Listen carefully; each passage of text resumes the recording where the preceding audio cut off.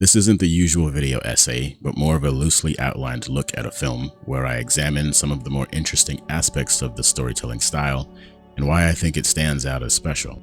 Essentially, I'm looking at the good bits, according to me. As usual, spoiler alert. So if you don't want to have this film ruined for you, now's your chance to boogie. So I watched The Wolf of Snow Hollow for the first time a couple of weeks ago and decided I needed to say something about this one. Now, I don't know about you, but I'm a sucker for a murder mystery or a crime drama, especially when it takes place in a remote, desolate, or hostile environment. And especially if that location is a cold one. Think Fargo, Insomnia, or A Simple Plan. Something about sub-zero temps and abject terror just makes my heart sing. But when you go ahead and you make it a darkly comic crime drama with a side of horror, please, just take my money. The Wolf of Snow Hollow is all of the above, and the director, Jim Cummings, does a fine job of telling this story, often using the camera in ways that manipulate the audience into filling out the details with a clever use of perspective and solid non-verbal cues. So, obviously, if you're still watching at this point, you know about the alleged werewolf, or the guy lurking about town, murdering women while masquerading as one. Our werewolf made quite an impression on me, and I think it was because of how the director decided to keep him off screen for the majority of the film. Even when you do see him, it's generally in brief clips, so you only get a vague idea of what he actually looks like.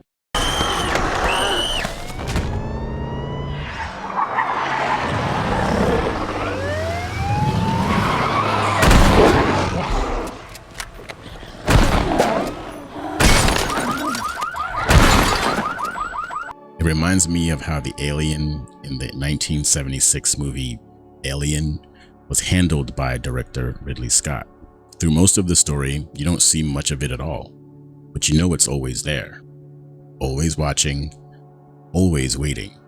And that works really, really well. Leaving something to the imagination of the viewer adds to the buildup of anxiety in the audience, because not knowing is crazy making. In The Wolf of Wall Street, Snow Hollow, we see a lot more of the Wolfman's handiwork than what he looks like.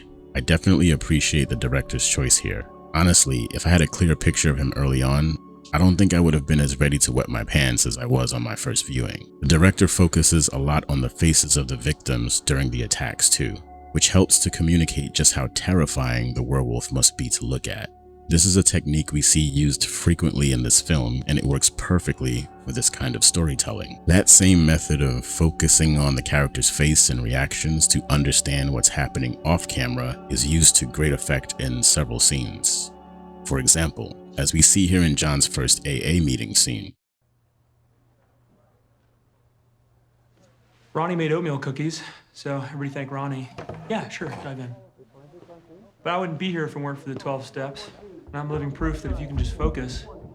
Normally you'd get a wide establishing shot for a scene like this, setting you up for what's going to happen. So I think this was done on purpose so that you really have to read John's face and demeanor to understand what's happening off camera. John is a little annoyed at someone that jumped out of their seat to immediately grub on the aforementioned oatmeal cookies. Pretty funny scene, and it gives you a taste of just how surly and sarcastic he is.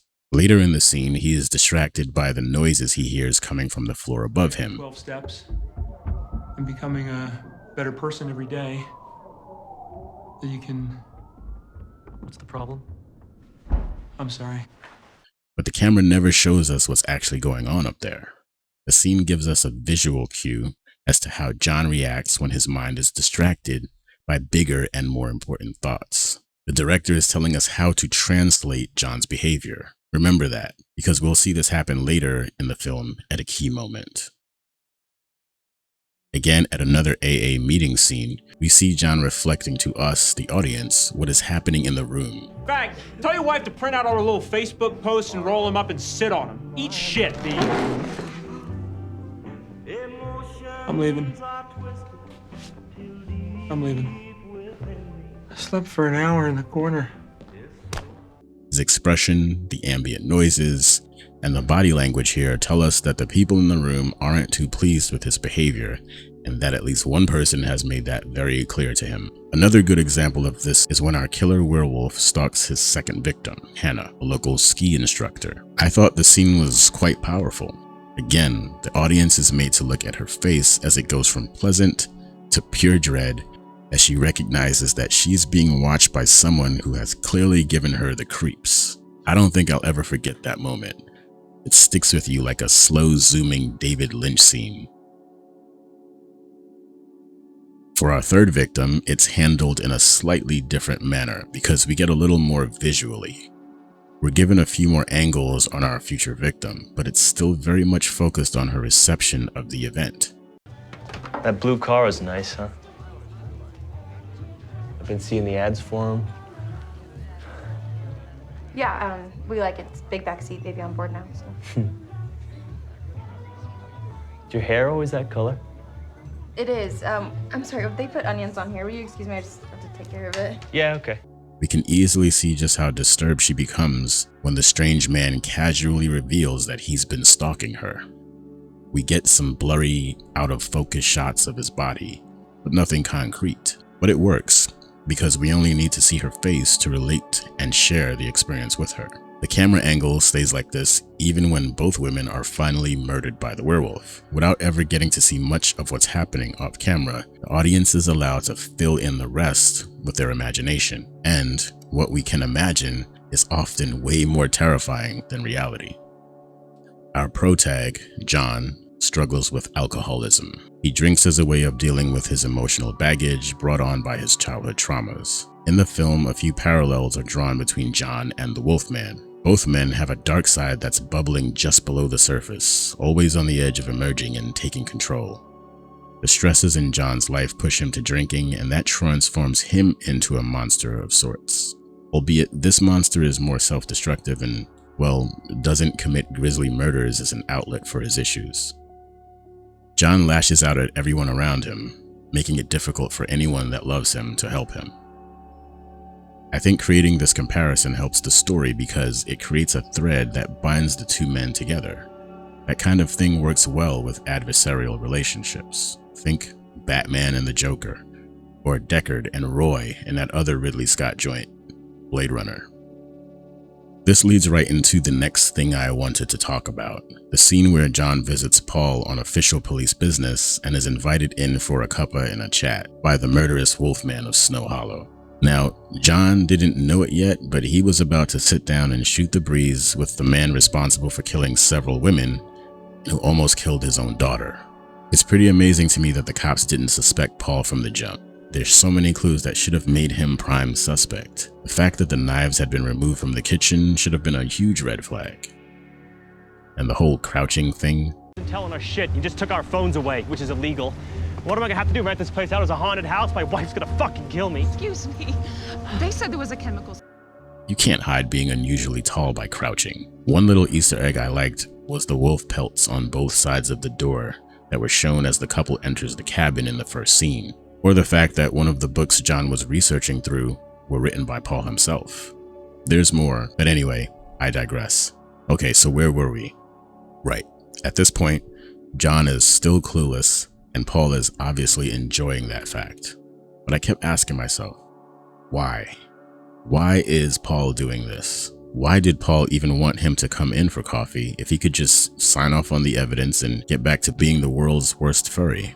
Was it just to get info on the case? Or was it the thrill of being so close to the person who was hunting him? Or was it an ego thing? Was John reveling at the fact that he had the gall to sit and have coffee with his would-be captor as some kind of sick power trip? Maybe it's both, maybe it's neither, but one thing really threw me, and it was this bit of dialogue. Is there anything we can do to help the police? I mean, as townsfolk or something? No, not much more than what you've done already. Thank you so much for letting us hold on to that evidence. Hope it wasn't an inconvenience. Oh yeah, well that's fine. Mind if I spill something in your coffee? I'd like that. Now, I wonder if this offer of a little taste in your coffee was made by Paul because he knew John was an alcoholic. He's proven that he's the type to do his research on his victims and likely knew about the AA meetings. Paul is thorough. I mean, Paul was at the funerals of his victims, so he likes to be close to his work too. I don't know, just the way he asked the question made me suspect as much. Then there's this part. Wife away for the weekend? Oh, I'm not married. Oh, I'm sorry. No, I was joking about the... I'm sorry. Oh.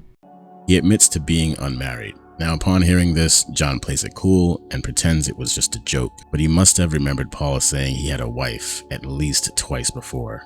So it makes me wonder, did Paul want to tip him off, or was it just a slip of the tongue? It just seems kind of unusual that someone who is so meticulous would make a mistake like that. Anyway, that tripped John's alarm bells and his gears started going. You can see him giving us that same visual cue as he did in the first AA meeting. His mind is suddenly preoccupied with a bigger and more important thought, which leads to one of the best moments in the film. But I'm wondering if you wouldn't mind standing up to your full height for me.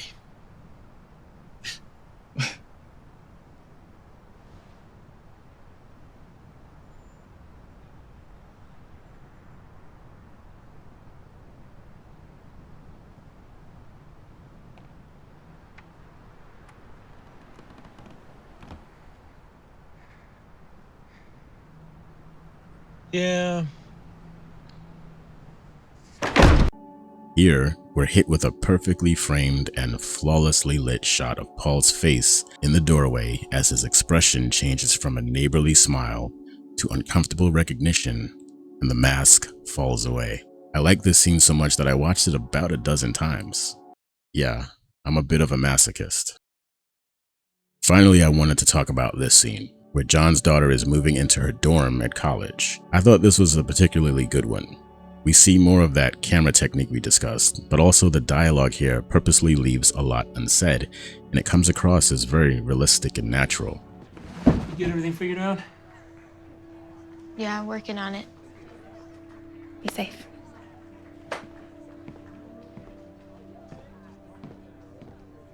John's face here says so much. Hey. Hey, I love you. I love you.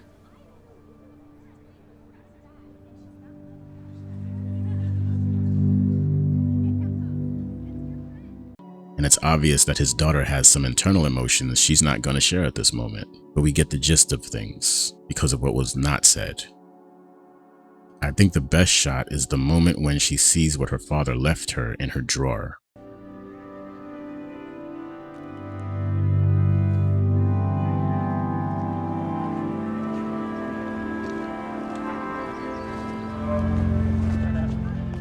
His gun, the one that his father left for him.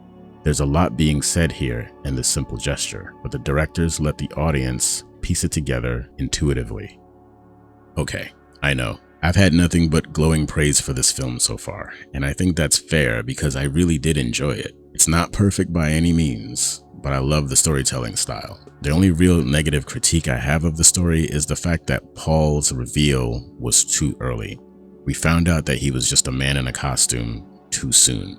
I think revealing that the werewolf isn't in fact a real wolfman until the very last moment would have been a little better for the climactic sequence. Imagine, if you will, Paul being chased off into the woods by John, and the next time we see him, he's a werewolf again. The big question is still unanswered. Is Paul really a werewolf? It's only after he's killed by John that his mask is pulled off that we learn that he is just some psycho in a costume. Think Scooby-Doo.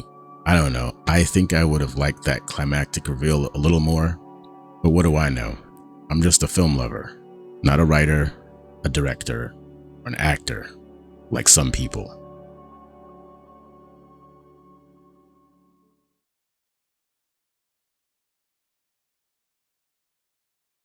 What did you think of this film? Let me know in the comments section. I'd love to hear your take on the storytelling style or just what you thought of this film overall. Anyway, that's it for this video. I hope you did enjoy it. Keep an eye out for what's coming next by subscribing and turning on notifications. There's a lot more to come. Thanks for watching. Peace.